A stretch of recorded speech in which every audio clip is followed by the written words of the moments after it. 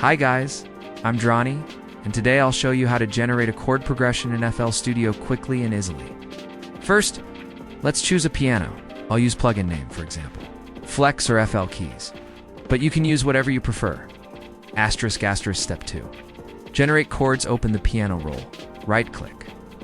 And go to Helpers or use Stamp to choose a preset chord progression.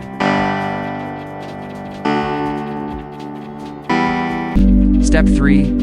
Generate an arped melody. Now let's create an arpeggio-style melody over the progression. You can do this manually or use tools like the arpeggiator or randomizer. Step 4. Second melody.